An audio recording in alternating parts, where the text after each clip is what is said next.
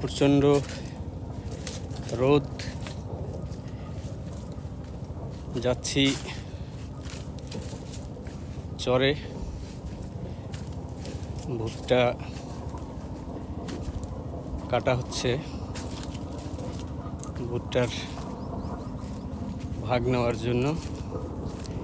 তো এতটাই কষ্টকর ব্যাপার, কোনো রাস্তাঘাট,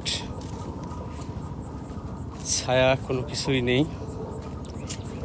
এটি এমন একটি জায়গা যেখানে কোনো রাস্তাঘাট, গাড়ি ঘোড়া, ভ্যান কিছুই যাওয়ার সুযোগ নেই।